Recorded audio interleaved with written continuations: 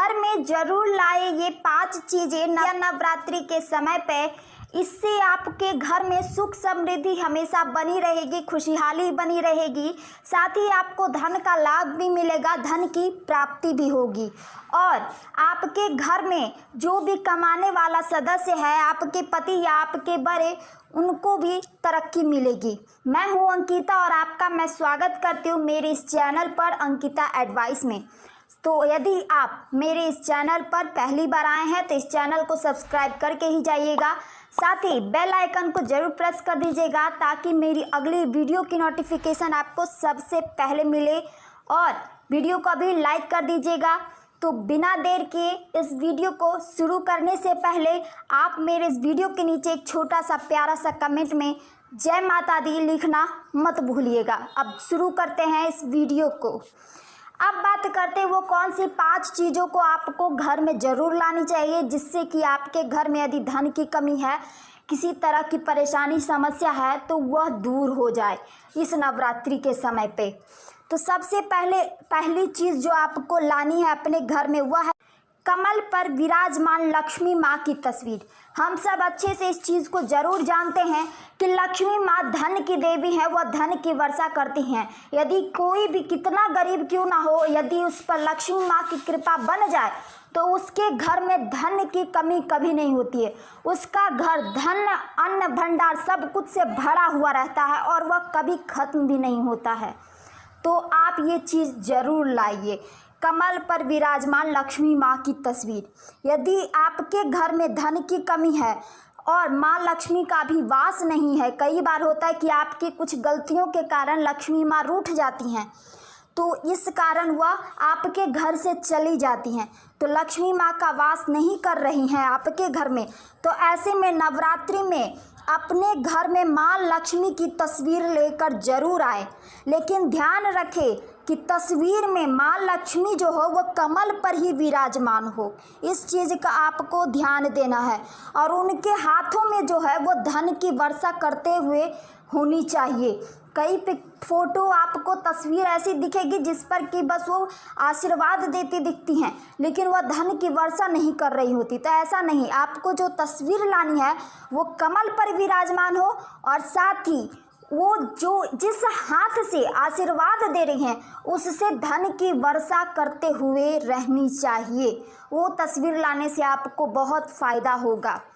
अब बात करते हैं दूसरी चीज़ जो कि आपको इस नवरात्रि में घर लानी है। दूसरी चीज़ मोर पंख। नवरात्रि में हम माँ दुर्गा के सारे स्वरूपों की पूजा करते हैं, उनके 9 रूप हैं, उनके हर रूप की हम पूजा आराधना करते हैं।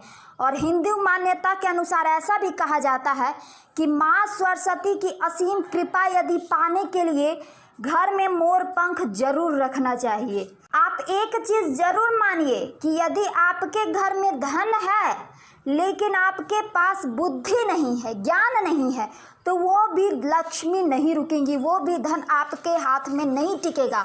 इसलिए यह बहुत ज़रूरी है कि आपके घर में लक्ष्मी के साथ साथ सरस्वती माँ का भी वास हो आपके घर में, जिससे कि आपके घर में हमेशा धन संपत्ति बना रहे, कहीं जाए ना। तो इसलिए आप इस चीज़ को ज़रूर लाइए, मोर पंख को, क्योंकि यदि आप मोर पंख लाती हैं घर में तो इससे आपको माँ सरस्वती की कृपा जरूर प्राप्त होगी।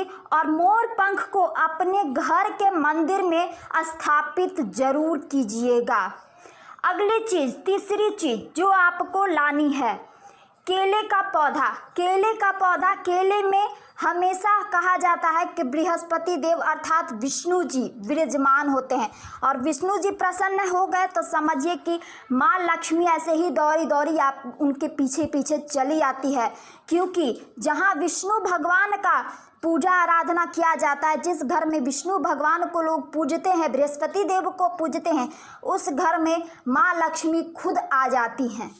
उनको भी प्रसन्न करना है माँ लक्ष्मी को, तो सबसे पहले आपको विष्णु भगवान को प्रसन्न करना होगा।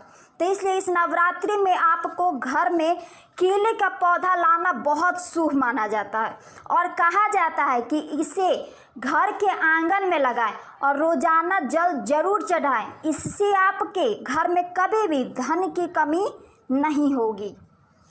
अब बात करते हैं चौथी चीज़ जो कि आपको इस नवरात्रि लानी है, वह है 16 श्रृंगार का सामान। हम इस चीज़ से बिल्कुल नहीं अनजान रह सकते हैं कि माँ दुर्गा को 16 श्रृंगार कराया जाता है इस नवरात्रि में। उनकी जहाँ भी आपने प्रतिमा, फ़ोटो, तस्वीर देखी होगी, जहाँ भी उनकी प्रतिमा स्थापित की जाती है, आप दशहरा घूमते हैं तो अलग अलग प्रतिमाएं देखते हैं, उसमें आपने यह चीज़ ज़रूर गौर किया है कि माँ दुर्गा को बहुत ही अच्छे तरीके से 16 श्रृंगार किया जाता है। उनको इतने अच्छे तरीके से सजाया जाता है, चुनरी उड़ाया तक जाता है, जैसे कोई एक दुल्हन को सजाते हैं वैसे सजाया जाता है।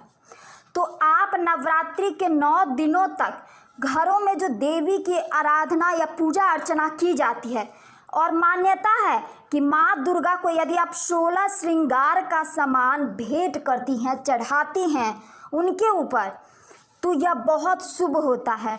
ऐसा करने से माँ दुर्गा प्रसन्न होती हैं, खुश होती हैं आप पर, और अपनी जो भी उनको 16 श्रृंगार का सामान भेंट देता है, चढ़ाता है, उन पर उनकी असीम कृपा बनी रहती है और उन भक्त को उनकी कृपा भी मिलती है, उन पर उनकी कृपा बरसती है। तो ये चीज़ भी आपको देखनी है।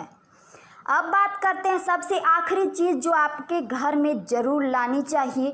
यह बहुत शुभ माना जाता है, कभी भी आप ये चीज़ें ज़रूर लाएं। यदि आपके पास थोड़ा बहुत पैसा है तो इस चीज़ को आप ज़रूर लाएं अपने घर में। 5वां चीज़, सोने या चांदी के सिक्के। आप हमेशा यह चीज़ ज़रूर देखते हैं कि लक्ष्मी पूजा के दौरान भी हम लोग कुछ ना कुछ खरीदारी करते हैं, सोने के या चांदी के सिक्के लाते, कुछ ना कुछ ऐसी चीज़ों को हम ज़रूर लाते हैं।